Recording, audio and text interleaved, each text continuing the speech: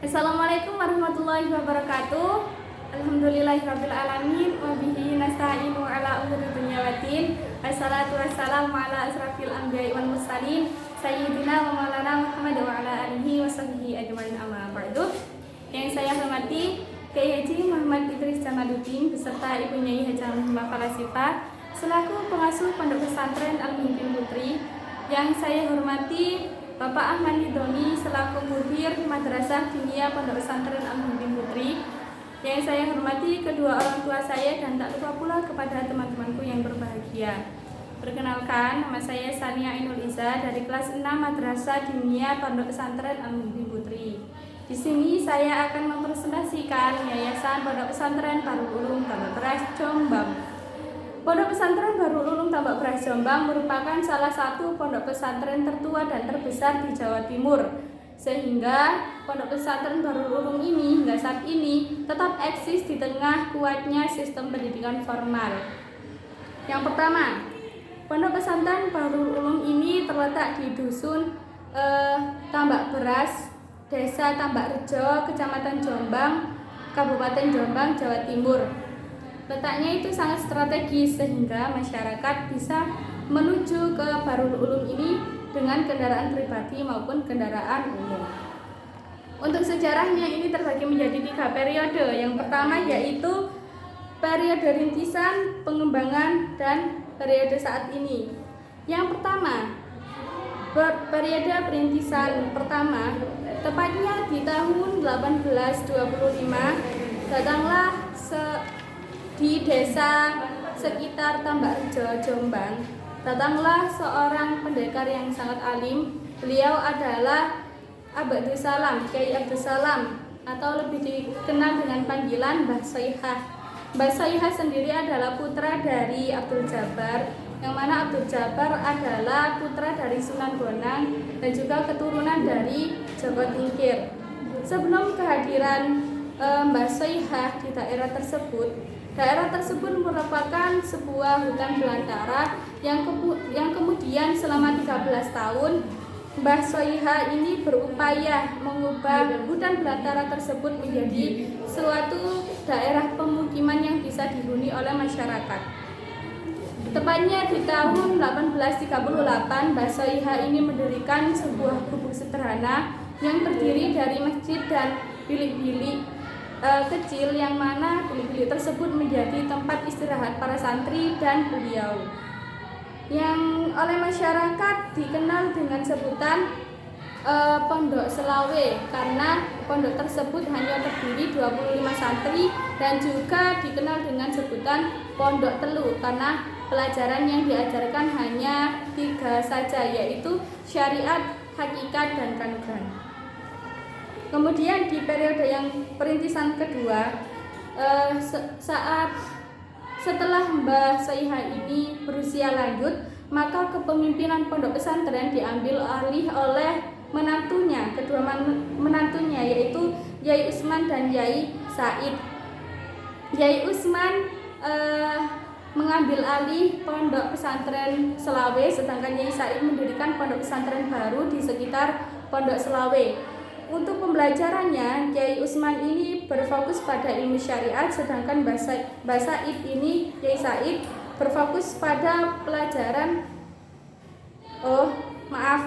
Untuk pembelajarannya, Yai Said ini berfokus pada ilmu syariat, sedangkan Yai Usman ini berfokus pada ilmu thariqah, sehingga oleh masyarakat pondok pesantren yang dipimpin oleh Yai Said ini dikenal dengan pondok syariat, sedangkan pondok pesantren yang dipimpin oleh Yai Usman ini dinamakan pondok thariqah. Kemudian berlanjut di periode yang kedua, yaitu pengembangan. Yang pertama, setelah wafatnya Yai Usman dan Yai Said, maka kepemimpinan diambil alih oleh putra-putra beliau, namun Yai Usman tidak memiliki putra, sehingga sebagian dari santri beliau diboyong oleh Kiai Asy'ari, yaitu menantu beliau, ke desa Keras yang saat ini dinamakan Pondok Pesantren Tebu Ireng. Kemudian sebagian lagi diboyong oleh Kiai Haji Hasbullah. Kiai Haji Hasbullah merupakan putra dari Yai Said.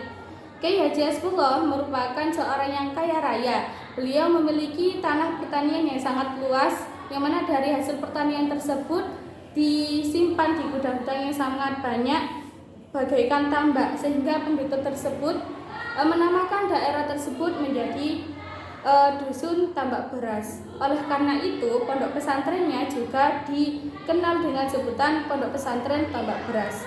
Kemudian untuk pusat jamaah thariqahnya oleh Kiai Haji Hasbullah itu dipindahkan ke Desa Kapas, Jombang. Kemudian di periode yang kedua, tepatnya pada tahun 1914, Kiai Haji Wahab Hasbullah, yaitu putra tertua dari Kiai Hasbullah, itu datang dari pendidikan beliau di Mekah. Beliau mengubah Kiai Haji Wahab Hasbullah mengubah sistem pendidikan yang ada di tambak beras yang awalnya berupa halaqah menjadi sistem madrasah. Kemudian sistem madrasah tersebut, pengelolaan madrasah diserahkan kepada adik beliau, yaitu Kiai Haji Abdul Rahim. Di tahun 1920 Kiai Haji Hasbullah wafat, sehingga kepemimpinan diambil alih oleh Kiai putra beliau, yaitu Kiai Haji Abdul Wahab. Yang mana sehingga Kiai Haji Abdul Wahab ini meminta bantuan kepada dua adik beliau, yaitu Kiai Haji Abdul Hamid dan Kiai Haji Abdul Rahim untuk membantu mengelola pondok dan madrasah. Kiai Haji Abdul Hamid berfokus pada pengelolaan pondok, sedangkan Kiai Haji Abdul Rahim berfokus pada pengelolaan sekolah. Kemudian di tahun 1942 Kiai Haji Abdul Wahab Hasbullah atas perintah ibunda beliau, yaitu Ibu Nyai Hajah Latifah, mendirikan pondok pesantren putri pertama yang dinamakan Pondok Al-Latifiyah. Hal tersebut guna untuk mengangkat derajat wanita dengan pendidikan, yang kemudian berlanjut di periode yang ketiga. Di tahun 1942, Kiai Haji Abdul Hamid dan Kiai Haji Abdul Rahim ini memanggil keponakan beliau, yaitu Kiai Haji Fatah Hashim, yang merupakan menantu dari Kiai Haji Bisri Samsuri, yaitu pengasuh pondok pesantren Denanyar, Jombang, untuk ikut andil dalam pengelolaan madrasah. Hal tersebut juga sebagai bentuk regenerasi pengelolaan dalam organisasinya. Kemudian di tahun 1943, Kiai Haji Fatah Hashim mendirikan madrasah pertama, yaitu Madrasah Ibtidaiyah Islamiyah, yang kemudian berganti nama menjadi Madrasah Ibtidaiyah. Di tahun 1944, Kiai Haji Fatah Hashim mendirikan sekolah pertama putri. Kemudian di tahun 1944, Kiai Haji Fatah Hashim juga mendirikan madrasah putri pertama, yaitu di tahun 1951 Kiai Haji Fatah Hashim mendirikan pondok pesantren putri pertama yang dinamakan Fatimiyah dan madrasah mu'alimin mu'alimat berbasis 4 tahun.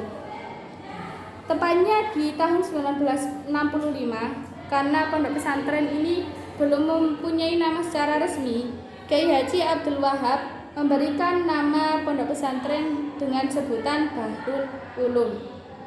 Kemudian di tahun 1974, Kiai Haji Fatah Hashim mendirikan perguruan tinggi pertama yang dinamakan Al-Ma'had Ali. Di tahun 1977, Kiai Haji Fatah Hashim ini wafat, sehingga kepemimpinan diambil alih oleh Kiai Haji Muhammad Najib.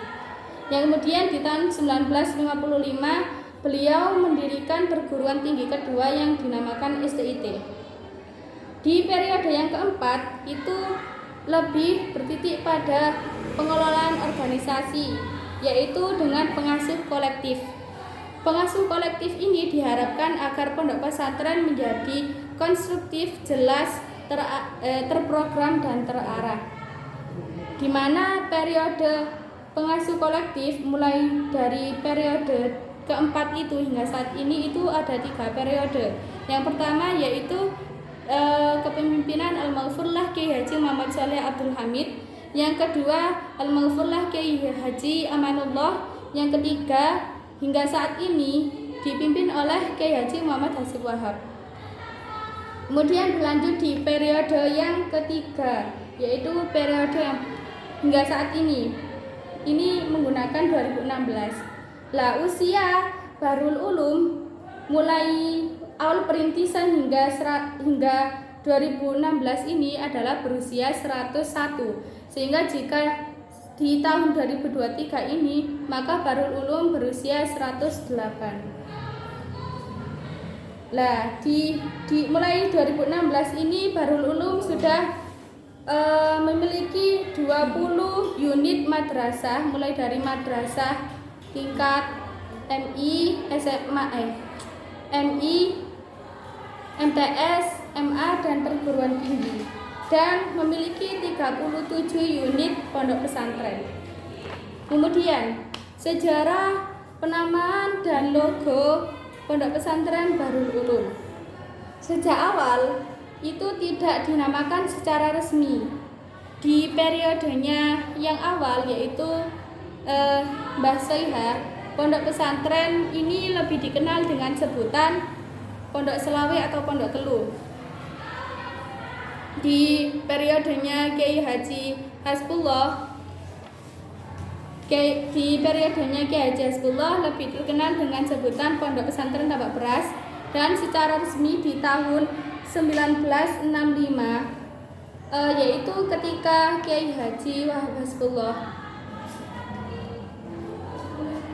Abdul Wahab Hasbullah ini memanggil 4 santri beliau, yaitu Ahmad Junaidi, Muhammad Mansur, Abdul Yazid dan Syamsul Huda, untuk membantu memberikan opsi nama dalam penamaan pondok pesantren, yang mana memunculkan 3 opsi nama, yaitu Bahrul Ulum, Darul Hikmah, dan Mambaul Ulum.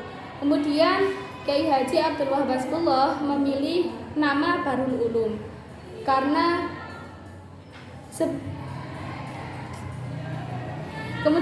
sudah ada namanya, maka Kiai Haji Abdul Wahab ini melakukan sayembara untuk pembuatan logo hingga sudah diketahui pemenangnya.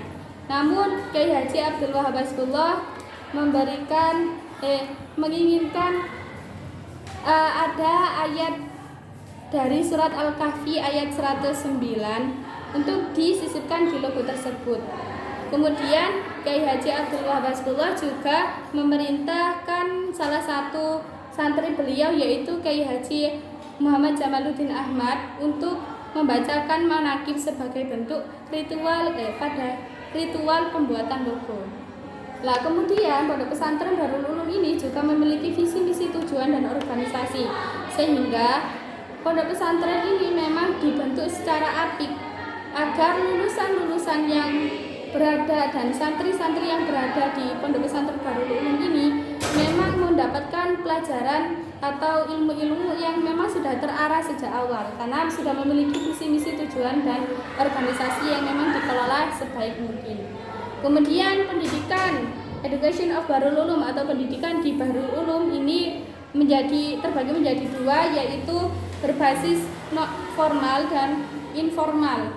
Formalnya itu berbentuk madrasah atau perguruan tinggi, yang mana Bahrul Ulum ini memiliki 20 unit madrasah, baik madrasah dan perguruan tinggi. 21 unit. Kemudian untuk pondok pesantrennya ini dikelola oleh yayasan, namun ketua yayasan memberikan hak otonom kepada para pengasuh pondok pesantren untuk mengelola pondok pesantrennya sebaik mungkin. Nah, pondok pesantren yang ada di Bahrul Ulum ini terdapat 37 unit pondok pesantren. Sekian dari presentasi saya, kurang lebihnya mohon maaf, semoga bermanfaat. Assalamualaikum warahmatullahi wabarakatuh.